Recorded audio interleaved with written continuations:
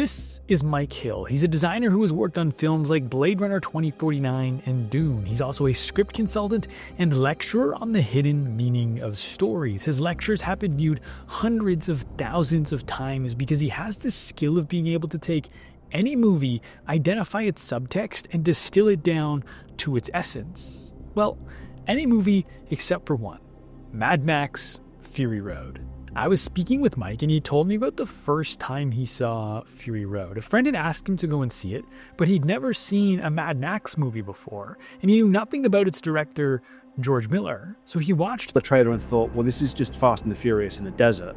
Like, this is going to be terrible. Despite that, he went to see the movie anyways, and when he walked out of the theater, he was stunned. That's not what I expected from this movie. It was like the highest form of cinema. I still don't know what Miller and the other guys did to achieve that effect. It shouldn't work, but it works. Because on the one hand, there's this elaborate melodrama that is borderline psychotically over the top, to the point where it's like this could end up being very, very silly. But at the same time, that seems to be concealing a layer of nuance and subtlety of lots of ingredients that you don't necessarily consciously taste. A dude with a flame-throwing guitar in the middle of the desert in a huge road chase, but yet it feels like it could have been written by Socrates. It just feels like a magician has just suddenly like deceived you into the trick. And at the end of it, like, how the hell did he do that? You know, like, when did that happen? Every time I look into it, I find more and more theories to try and justify why it works. Nothing about Mad Max Fury Road is simple. Even if you think about the main character of the movie, it's an interesting quirk that with Mad Max, it's called Mad Max, but everyone thinks the story is about Furiosa, but actually the character that has the biggest arc is Nux. Nux is Latin, and it means seed, as in like seed that will grow into something. For me, the biggest character arc is Nux, because he goes from being a fanatic devotee of the Immortan, convinced that this is his day to die, historic on the Fury Road. If I'm gonna die, I'm gonna die historic on the Fury Road. He's disabused, or the events disabuse him of his belief system. Being someone who has very little time, makes the choice to make the most of what he's got, and then basically relinquishes his own self-interest in the cause of a greater good.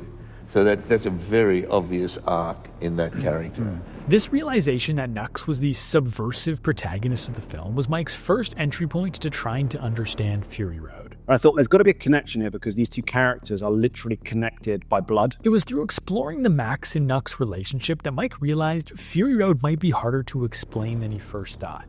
That George Miller was working on like a different level. The analogy of Max as a blood bag. At first you think, okay, blood bag, what does that mean? And then you realize that Max is a universal blood donor. He's able to give life energy to anyone he chooses because he's a universal donor. And then you think, well, how far can that metaphor be taken? Well, in the opening scene when he's escaping through that system, Miller intermittently does these flash cuts. If you actually look at the backgrounds, it turns into quite literally an artery, which is like he's a blood in the system. What Miller's effectively saying is that this society is an organism. After putting these pieces together, Mike started looking into George's background and found out that he was a doctor.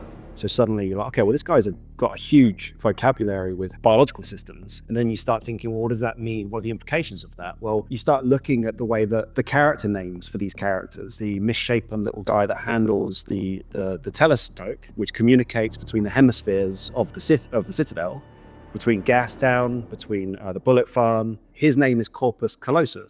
But Corpus Callosum is a play on words for corpus callosum, which if you're familiar with biological systems, that's a neuroscientific part, there's designation for the section of the brain which communicates between the left and the right hemispheres.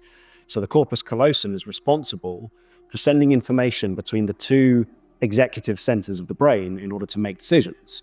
What's his role in the story? His role in the story is to communicate between the overruling, let's say, executive centers of the Citadel. I realized that his emphasis on the corpus callosum might be associated with a book called The Master and His Emissary. I suspect that the principles of this book may be fundamental to the Mad Max story. The Master and His Emissary was written by British philosopher and neuroscientist Ian McGilchrist. In the book, McGilchrist puts out that all of human evolution, all of modern history, and the Western civilization is dependent upon the relationship between the left and the right hemispheres. And the left and the right hemispheres effectively are maintained and run by the corpus callosum. The left and the right hemispheres are the masculine and feminine sides of our psyche. When I say masculine and feminine, I don't mean feminine in the sense of female and masculine in the sense of male. I mean traits. And when these traits are out of balance is when you start to run into problems. And it's very important to remember that we therefore need to be alternating our way of thinking, not getting stuck in one particular paradigm, as I believe in the modern West we have. McGilchrist lays out that the development of the Western world towards communism and socialism, which is where a tyrant deceives the people into allowing him to allocate the private property of all the individuals and eventually allocates that property to himself, is because of a left hemispheric dominance. And a left hemispheric dominance is what happens when the left hemisphere gets to make the decisions. Now, the left hemisphere is masculine traits. And what that means is it deals in the ordering principle. And this is critical. It is the part of the brain which sees everything in the world as things. So the left hemisphere effectively is responsible for seeing the world as objects to be manipulated. The right hemisphere is feminine traits. And feminine traits means the relational values between things. That means not seeing things as objects, but seeing them as flowing relational patterns that are always need to be brought into harmony. The right hemisphere sees the big picture. The left hemisphere sees granular details and wants to manage them and manipulate them for its own benefit. And the left hemisphere is incredibly stupid. It's unaware of its inability to see the big picture. Therefore, it feels a need to constantly expand its domain of power, because it doesn't realize that it will eventually kill the thing that it's surviving off of. They don't actually see their relationship to the world around them as being anything other than domination. Like everything is to be manipulated, everything is to be controlled. If you think about left hemisphere dominant thinking in the context of Fury Road, you get a Morton Joe. He's obsessed with control, acquisition, seeing everything as objects, seeing everything as things. And the major motif of McGilchrist's work is that the left hemisphere sees everyone as a thing. And the whole mantra of the film is, we are not things. So I believe that what Miller was effectively saying is that if there isn't a feminine balance in the world or a society, you will get a tyranny. And that tyranny operates like a parasitic cancer. And what is Immortan Joe?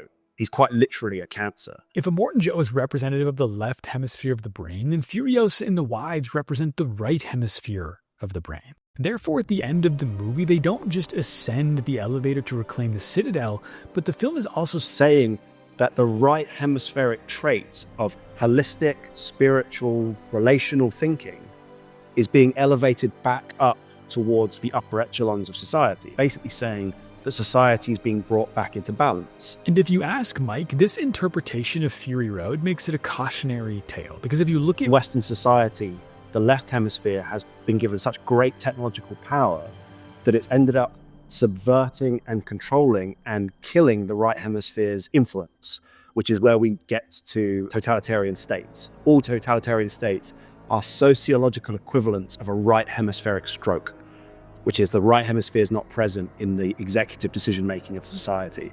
And in Mad Max, that's the message, is that a totalitarian state run by a left hemispheric dominant tyrant. Wait.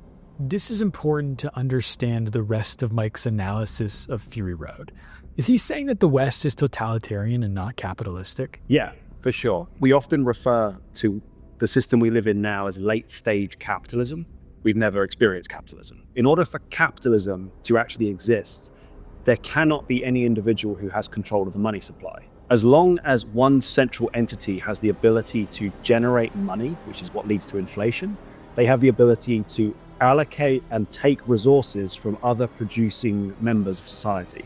Because money is effectively a commodity that you can control that has the buying rights to everything else in society. So if you can print money the same way that a farmer prints corn, you don't just have access to corn, you have access to everything else that people produce. As long as there is a financial socialist system in play, the end result of that will, in its extremes, always be communism.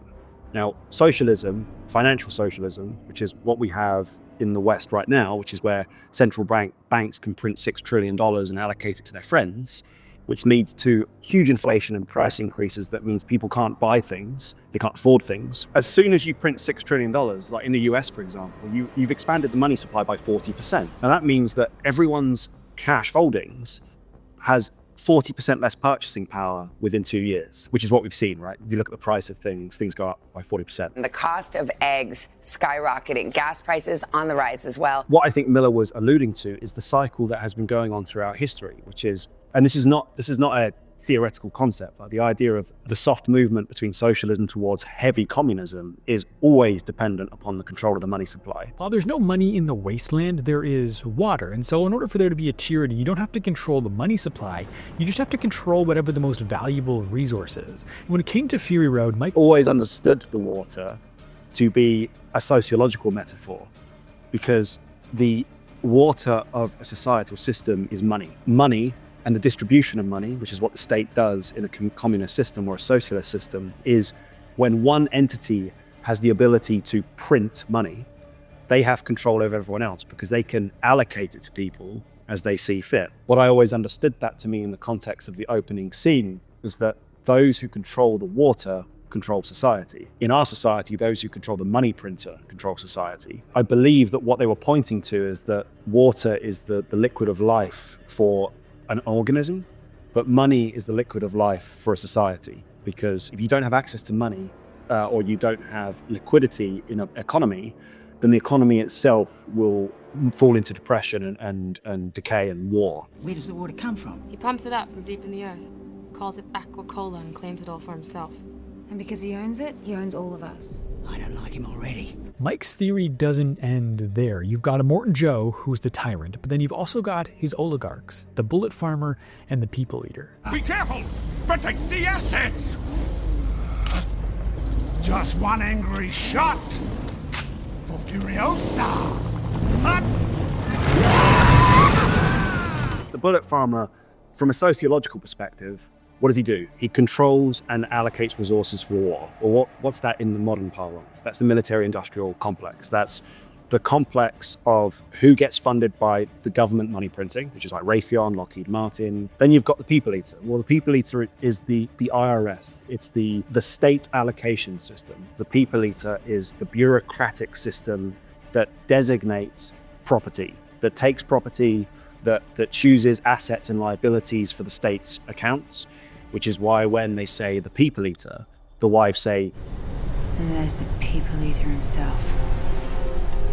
Coming to count the cost. and the people eater doesn't see anything in the system of Mad Max as anything but an asset. So whenever he turns up, he'll literally turn up with his clipboard and say, we've lost this many things, this many people, and no one's seen as a person. We are down 30,000 units of gasoline, 19 canisters of nitro, 12 assault bikes, 7 pursuit vehicles. The deficit mounts, and now, sir, you have us stuck in a quagmire. From a really broad perspective, from an audience perspective, what they're experiencing indirectly through these characters is a broad representation of the larger society in which we live. Everyone knows what it's like to deal with the IRS. People are thinking, what is this whole people eater up to? Like they're eating my value, my life value, and giving it to who? To the bullet farmer. And why is the bullet farmer generating bullets to have endless wars? Right? Well, he's doing that on behalf of the money printer, which is Immortan Joe. And Immortan Joe is doing all of this to maintain a monopoly. That's the way I've interpreted it. Now, of course, it's an interpretation, but I think it's very clear that if you look at those three figures, Immortan Joe's a tyrant, the bullet farmer generates wars, and the people eater is there to see everything as a commodity to be valued. That's a pretty sweet, simple metaphor for the most complex thing that we know, which is human society. A film has to work viscerally, emotionally, intellectually, in terms of it has to work in the context of its time, in terms of its cultural anthropology, its politics, and ultimately mythologically. It has to tick all those boxes, I believe. and more. When I said that Mike views Fury Road as a cautionary tale, it's not just in the sense that totalitarianism is bad.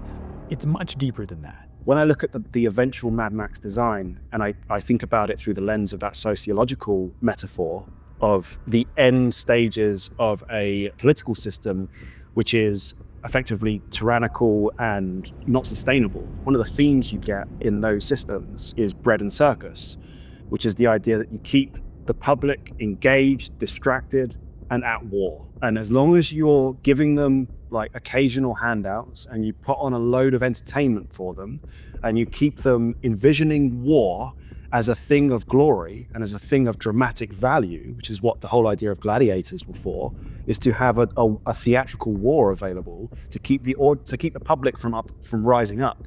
So they were given bread and they were given entertainment. When you see the world of Mad Max through that lens and you start to look at when they go out into the desert and you've got all of the cars are like representations of Americana, but you've also got elements of WWF, which is that everything's kayfabe. Everything's larger than life. Everything's dramatizing war as if it's a religion. You know, we're on the road to Valhalla. The war boys, all of their religious impulse is being channeled towards this idea of celebrating death and warfare. And you've got the Euphoria, and he's there like before an NFL game starts when someone sings the national anthem. It's like, you know, Lady Gaga, and there's flames and fireworks. And you realize that actually, in some sense, this is very close to our modern world where we're given bread and circus. And it's bread and circus, the more a society reaches its end state decadence, and it's on an unsustainable path towards collapse, the more people are fed, the culture is fed to believe in this operatic drama that celebrates ridiculous things, but that takes people's patriotic impulse and places it towards something utterly insane, utterly crazy, right? And what does Max say at the beginning of the movie? Very important line. He says, "As the world fell, each of us in our own way was broken. It was hard to know who was more crazy. Me or everyone else." That's, yeah, again, all theory. I might be completely just interpreting this, but I would put good money on it that if you push that towards Miller, he might say, that's not what I was thinking, but I don't think he would say, well, that's a completely insane interpretation. I think he'd say, oh yeah, maybe I didn't think about that consciously, but yeah, it seems to make sense. But that's just a theory. You might not agree with Mike in his interpretation of Fury Road, and you don't have to. That's the beautiful thing about art. You take this thing that someone else has made and you bring your own experience and your own knowledge and you form a perspective on it that is unique to you.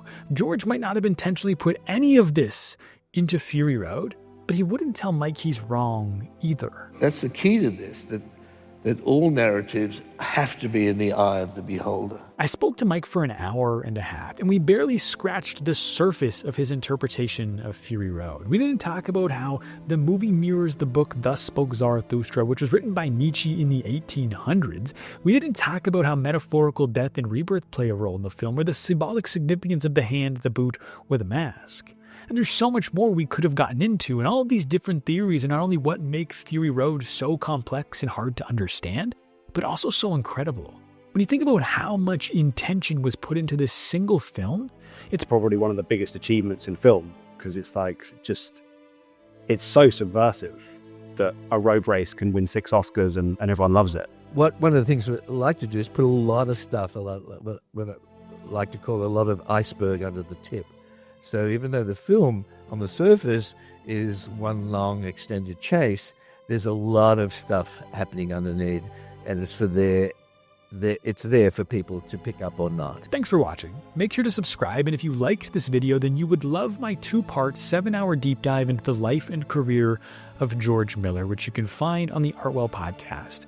And if you want us to do a part 2 where Mike dives into even more of his theories, let me know in the comments.